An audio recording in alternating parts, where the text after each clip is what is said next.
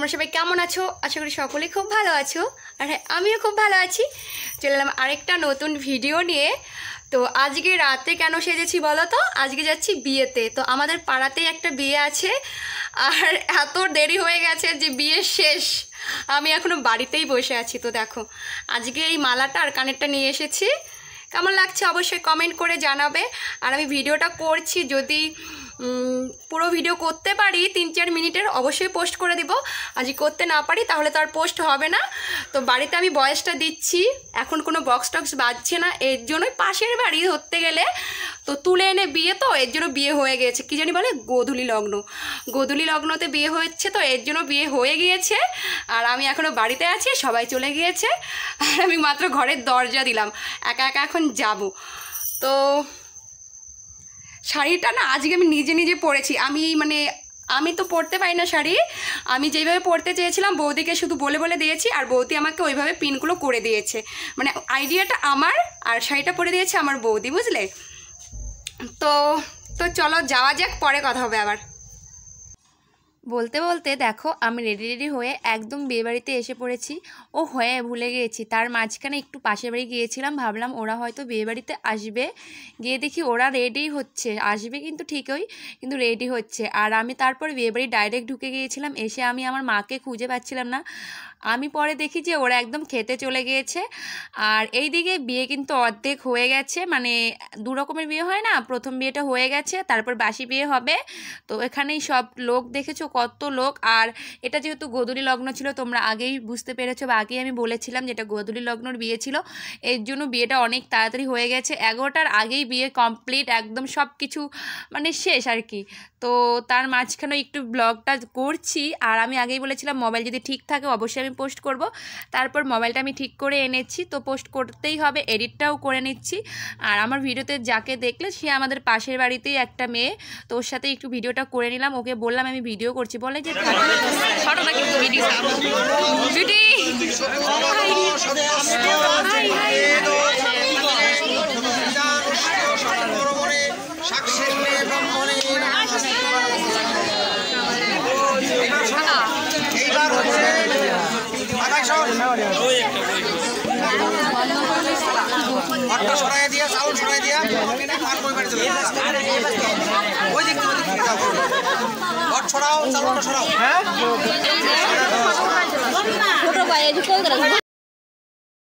আমি জীবনে অনেক রকমের বিয়ে দেখেছি, কিন্তু এই বিয়েটা আমাদের মধ্যে নেই। আমাদের মধ্যে ওই বাসি বিয়েতে সিঁদুর দান দেয়, কিন্তু এই বিয়েতে দেখছি যে এখানে এইভাবে লজ্জাবরণ দিয়ে সিঁদুর পরাচ্ছে। আমি এরকম বিয়ে অনেকের মোবাইলে দেখেছি, টিভিতে দেখেছি, কিন্তু আমি বাস্তবে কোনোদিনও দেখিনি। তো আজকে দেখে আমি একটু ভালোই লাগলো যে এরকম করে আমাদের সামনে, চোখের সামনে এরকম বিয়ে দেখতে পারলাম, কিন্তু আমাদের মধ্যে এই বিয়েটা নেই, বুঝলে? আমাদের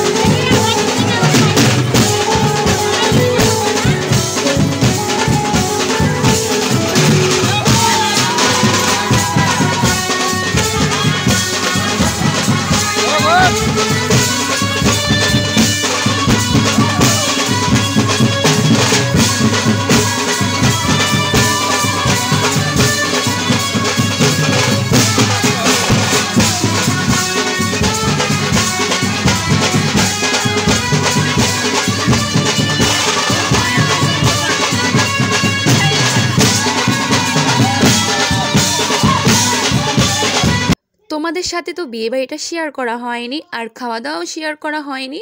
তো এখন ভাবছি যে একটু ফাঁকা আছে, একটু শেয়ার করে দিই। আর যতবারই আমি এরকম করে ভিডিও বানাতে যাচ্ছিলাম ততবারই যে লোকজনের এত ভিড় ছিল যে আমার ভিডিও হচ্ছিলই না। তারপর একদম ফাঁকা এসে আমি একটু ভিডিওটা বানিয়ে নিলাম।